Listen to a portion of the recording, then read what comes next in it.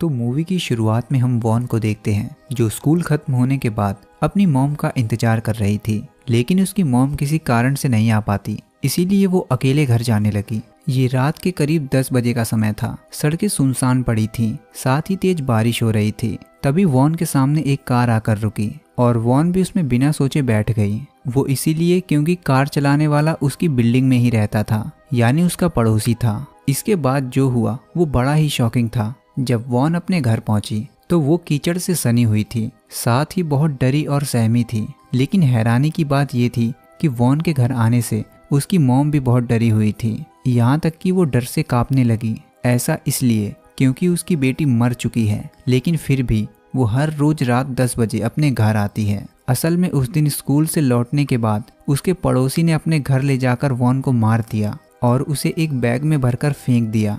जब इस किम नाम के आदमी ने इस बैग को न्यूज़ में देखा तो वो इस बैग को पहचान गया कि ये तो मेरी ही दुकान का बैग है। 10 दिन पहले स्योंग नाम का आदमी इस बैग को खरीद कर ले गया था। फिर हम यून को देखते हैं जो पिज़्ज़ा डिलीवरी का काम करता है। आज वो उस किलर के घर पर पिज़्ज़ा डिलीवरी करने जा रहा है, क्योंकि वो किलर अपने शिकार को मारने से पहले पिज़्ज़ा खाता है। यहाँ यून उससे कहता है कि अगर तुम एक और पिज़्ज़ा ऑर्डर करोगे तो तुम्हें चौथा पिज़्ज़ा फ्री मिलेगा। लेकिन किलर इस ऑफर में बिल्कुल भी इंटरेस्टेड नहीं था। वो यून को वहाँ से तुरंत जाने के लिए कहता है। किलर उस पिज़्ज़ा को लेकर अपने बेसमेंट में गया जहाँ उसने वॉन को बांध कर रखा था। वो आधा पिज़्ज़ा विक्टिम को खिलाता और आधा खुद। इसके बाद हम सुयॉन को देखते हैं जो कि उसी सोसाइटी में रहती है और वो दिखने में बिल्कुल वॉन जैसी है। उसकी मॉम इस सोसाइटी कमेटी की लीडर है। खैर, इधर बेचारी वॉन उस किलर से अपनी जान की भीख मांग रही थी। वो कहती है कि मैं किसी को नहीं बताऊंगी, प्लीज मुझे जाने दो। पर उस किलर को जरा सी भी दया नहीं आई।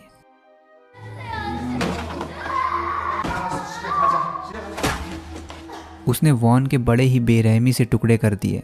किम जब इस खबर को देखता है तो वो पुलिस को फोन करने लगता है। तब उसकी वाइफ मना कर देती है कि किसी को मत बताओ, ऐसे तो हम ही पुलिस के लफड़े में पड़ जाएंगे। फिर जब इस खबर को यून पढ़ता है तो उसे पता चला कि किलर हर 10 दिन के बाद एक मर्डर करता है। 10 दिन सुनने के बाद उसे याद आया कि उसका एक कस्टमर है जो 10 दिन में पिज़्ज़ा ऑर्डर करता है, लेकिन पिज़्ज़ा और मर्डर का उसे कोई कनेक्शन समझ नहीं आया। इधर हान जो कि वॉन की मम्मी है, उसने अपने हस्बैंड को बताया कि वॉन रोज रात के 10 बजे घर आती है, इसलिए मुझे बहुत डर लगता है। उसके हस्बैंड को ये सब बातें बकवास लगती हैं, लेकिन फिर भी वो उससे कहता है कि तुम अपनी बेटी से कैसे डर सकती हो, शायद इसलिए कि तुमने उसे कभी अपनी बेटी माना ही नहीं। असल में हान वॉन की सगी माँ नहीं थी, पर फिर भी उसने वॉन के लिए अपने प्यार को कभी कम नहीं होने दिया। इसके बाद सोही जो कि सुयॉन की मम्मी है, वो वहाँ के गार्ड हुआंग से आकर कहती है कि हमारी सोसाइटी को फूड वेस्ट ना करने की वार्निंग मिली है, इसीलिए तुम ध्यान रखना कि कोई भी खाने को कूड़े में ना फेंके।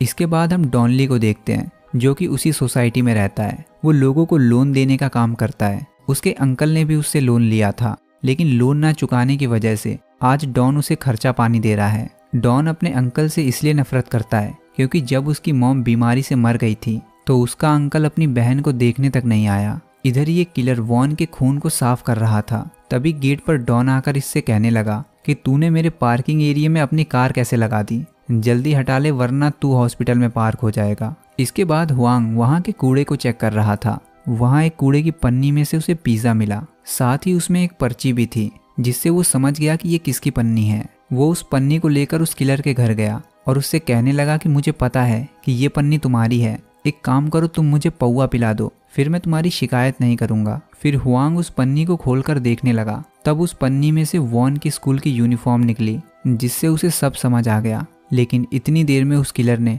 हुआंग का गेम बजा दिया। तभी वहां से हान गुजर रही थी। वो सीढ़ियों पर पड़े खून को देखकर काफी डर गई, लेकिन किलर बड़ा चालाक था। उसने पहले ही सीढ़ियों पर एक दारू की बोतल फोड़ दी ताकि देखने वाले को लगे कि ये किसी तरह की शराब है। फिर उसी रात 10 बजे जब आज वॉन अपने घर आई तो उसके विजन से हमने देखा कि उस रात किलर वॉन को सोसाइटी में तो सही सलामत लाया, लेकिन जब वो अपने घर जाने लगी तो उसने वॉन को वापस बुलाकर एक बॉक्स पकड़ा दिया और खुद अपने घर का लॉक खोलने का नाटक करने लगा। फिर मौका देखकर उसने वॉन को अपने घर में खींच लिया। बेचारी वॉन अपने घर से सिर्फ 10 मीटर की दूरी पर थी, लेकिन उसका कुछ फायदा नहीं हुआ। अब हुआंग के गायब हो जाने के बाद ये दूसरा गार्ड पियो हुआंग को बार बार फोन कर रहा था, लेकिन उसे क्या पता कि हुआंग अब उसका फोन उठाने लायक नहीं रहा। इधर यून उस किलर को ढूंढने की कोशिश कर रहा था तभी उस किलर ने फिर एक बार पिज्ज़ा ऑर्डर किया। इसी बहाने यून उसके घर को अपनी आंखों से स्कैन करने लगा, लेकिन उसे कुछ भी अजीब नहीं मिला। मिलता भी कैसे, वो सारे मर्डर तो अपने बेसमेंट में करता था। फिर इसके बाद उसने हुआंग की बॉडी के कई टुकड़े किए और एक बैग को खरीदने के लिए उसी दुकान पर गया। वहाँ किम उसे देखकर पहचान गया कि ये तो वही आदमी है जिसने लाल बैग खरीदा था, इसलिए वो थोड़ा घबरा गया। उसे इतना घबराता हुआ देखकर किलर को भी शक हुआ कि कहीं इसे मेरे बारे में कुछ पता तो नहीं चल गया। इधर प्यो इस बात को लेकर परेशान था कि अचानक हुआंग कहाँ गायब हो गया। अब यहाँ मैं बता दूं कि प्यो के साथ जो ये चश्मे वाला आदमी रहता है वो सिर्फ प्यो को ही दिखाई देता है।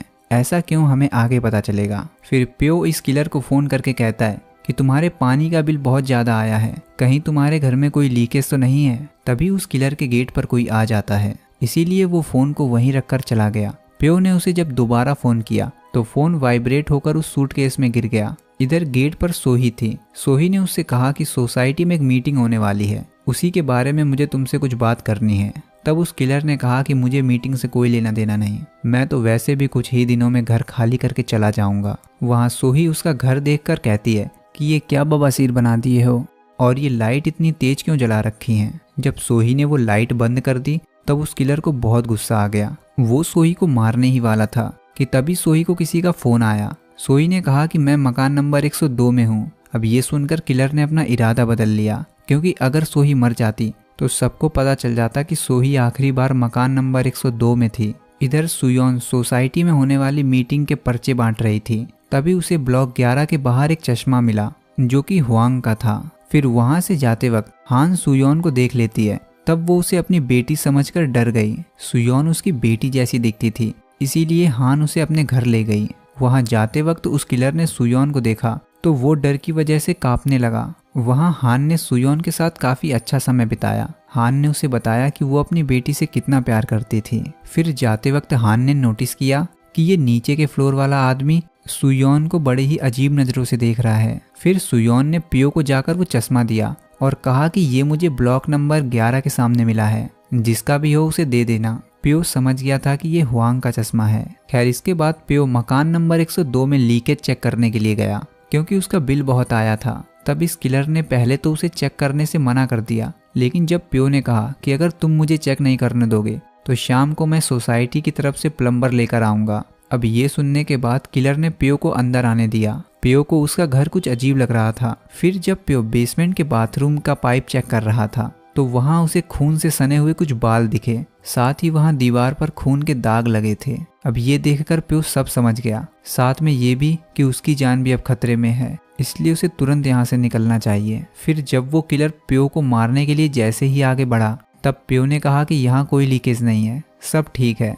जिसके बाद पियो उस घर से तुरंत निकल गया। अब वैसे तो पियो को करना ये चाहिए कि वो पुलिस को जाकर सब बता दे, लेकिन वो ऐसा नहीं करता क्योंकि उसके पीछे भी एक वजह है। इधर डॉनली जब घर आता है तो वो देखता है कि उस आदमी ने फिर से उसकी पार्किंग एरिया में कार लगा दी। इस बार तो डॉन ने उसे अपने तरीके से समझाया, आइंदा कार लगा मत दियो यहाँ पे। इधर हान आज अपने बेटी के कमरे में गई। उसे वॉन की बहुत ज्यादा याद आ रही थी। उस कमरे में वॉन का सभी सामान मौजूद था, लेकिन कमी थी सिर्फ वॉन की। इसके बाद उस किलर को पता चला कि उसका फोन इस सूटकेस में लॉक हो गया है और उसे उस सूटकेस का पासवर्ड भी नहीं पता, इसीलिए वो पागल सा हो गया। वो सूटकेस का पासवर्ड पूछने के लिए किम से मिलने गया। तब किम ने कहा कि मुझे पासवर्ड कुछ ठीक से याद नहीं है। फिर उस किलर ने किम का फोन लेकर डॉनली को एक मिस कॉल कर दिया। फिर जाते जाते उसने दुकानदार से पूछा कि क्या तुम्हें पिज्जा खाना पसंद है। उसने ऐसा क्यों पूछा ये तो आप समझ ही गए होंगे। अब आज की रात जब वॉन अपने घर आई तब हान ने थोड़ी हिम्मत दिखाकर वॉन को गले लगा लिया। वो वॉन से माफी मांगती है कि उस दिन वॉन को स्कूल से लेने के लिए वो नहीं आ पाई। इधर सुयोन की स्कूल की छुट्टी हुई। वो किलर वहीं सुयोन का इंतजार कर रहा था, जैसे उसने वॉन का किया होगा। पर अच्छी बात ये थी कि वहाँ सुयोन की मम्मी उसे लेने आई थी, इसीलिए वो सुयोन को छोड़कर किम के पास चला गया और किम को पकड़कर अपने घर ले आया। फिर हर बार की तरह उसने पिज्ज़ा ऑर्डर किया, लेकिन इस बार यून ने देखा कि जो पैसे उसे मिले हैं उसमें खून लगा है। जिसके बाद वो घर में ताका झांकी करने लगा। वहाँ किलर उसे देखने ही वाला था कि तभी वहाँ पियो आ गया और उसने टॉर्च जलाकर किलर का ध्यान भटका दिया। तब यून ने पियो को बताया कि जो पैसे उस आदमी ने दिए हैं उस पर खून लगा हुआ है, इसके बारे में हमें पुलिस को बताना चाहिए। तब पियो कहता है कि हो सकता है उसके हाथ में चोट लगी हो। अब यून को भी लगा कि हाँ ऐसा भी हो सकता है, इसलिए वो वहाँ से चला गया। फिर जब प्यो अपने कैबिन में आया तो ये आदमी उससे बोला कि तुम्हें पता है हुआंग को उसी आदमी ने मारा है, फिर तुम पुलिस को जाकर क्यों नहीं बता देते, या फिर तुम डरते हो कि पुलिस तुम्हें ही ना पकड़ ले। आखिर तुम 15 साल से पुलिस से छुप जो रहे हो। असल में जो आदमी प्यो के साथ बैठा है वो प्यो का एक वहम है, क्योंकि प्यो ने उस आदमी को 15 साल पहले ही मार दिया था। लेकिन प्यो को अपनी इस गलती का पछतावा है। उसके स्टैच्यूट ऑफ लिमिटेशन के पीरियड को खत्म होने में अभी 5 महीने बाकी हैं। उससे पहले प्यो पुलिस के सामने नहीं जा सकता। फिर उसी रात किलर ने डॉनली को फोन करके बाहर बुलाया। यहाँ ये किलर डॉनली को फाइट के लिए चैलेंज करने लगा। तब डॉनली ने उसे एक ही घूंसे में फैला दिया। उसकी हालत ऐसी हो चुकी थी कि अगर डॉनली 2-4 चांटे और मार देता तो उसकी मौत होने में 1 सेकंड भी नहीं लगता।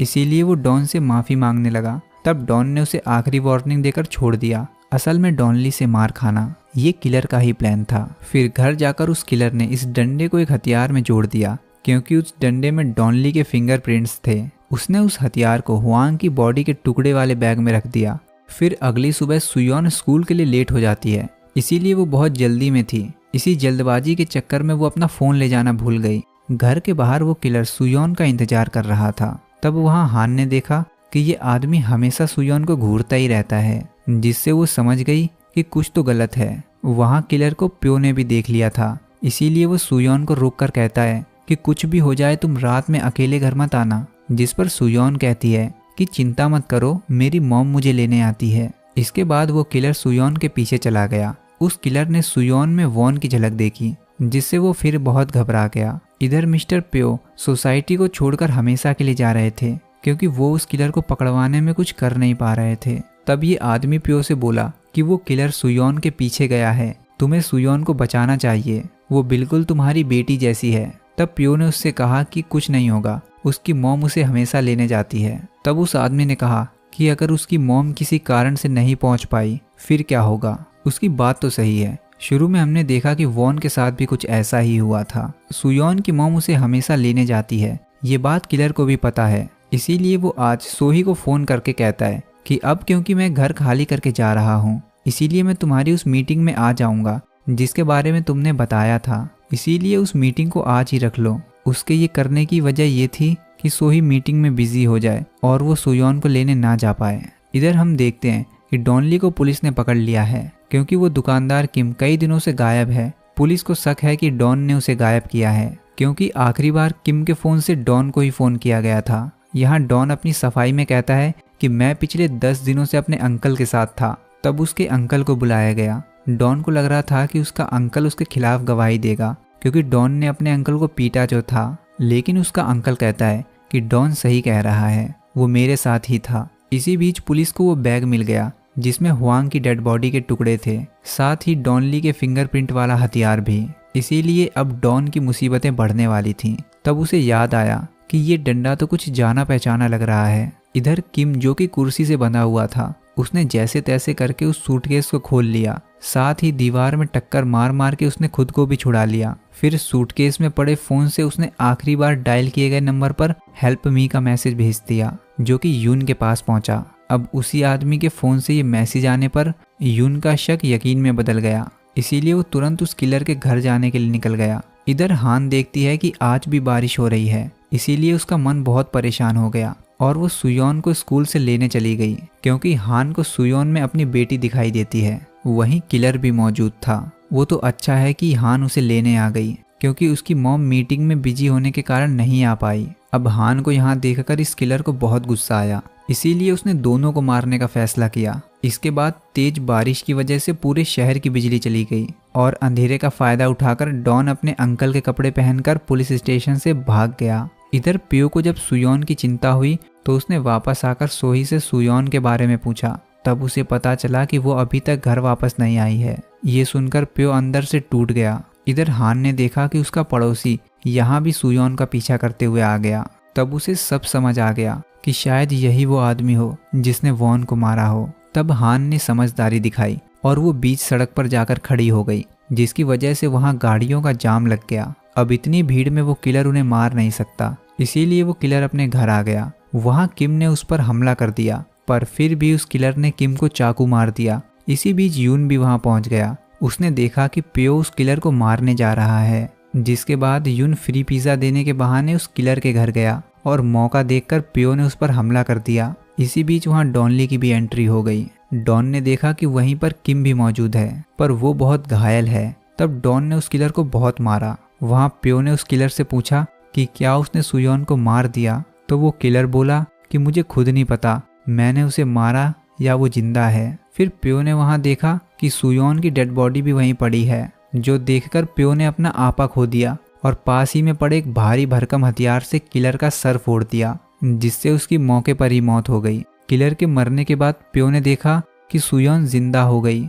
असल में ये उसके मन का वहम था कि सुयोन मर गई। फिर इसके बाद किम को हॉस्पिटल ले जाया गया। वहाँ सोही डॉन को पकड़कर उससे पूछने लगी कि बता मेरी बेटी कहाँ है, तूने उसके साथ क्या किया। तभी हान वहाँ सुयोन को लेकर आ गई, जिसके बाद सब ठीक हो गया। मिस्टर पियो भी उस सोसाइटी को हमेशा के लिए छोड़कर चले गए। फिर हम देखते हैं कि किम के पास जो कोई भी बैग खरीदने आता है वो उसका राशन कार्ड, पैन कार्ड, आधार कार्ड सब कुछ मांगने लगा। वहाँ उसने अपनी वाइफ को बताया कि एक बात मुझे समझ नहीं आ रही, उस किलर ने मुझे इतने दिनों तक जिंदा क्यों रखा। और तो और वो हर रोज रात में आकर मेरे पास ही सोता था। उसे देखकर लगता था कि वो बहुत डरा हुआ है, जो कि सच बात थी। उस किलर को भी वॉन दिखाई देती थी। वॉन रोज रात 10 बजे उसके बेसमेंट से निकलकर अपने घर जाती थी। और इसी के साथ ही ये बेहतरीन मूवी यहाँ खत्म हो गई। दोस्तों वीडियो पसंद आई है तो लाइक और कमेंट जरूर करा करो ताकि वीडियो और लोगों तक पहुँचे।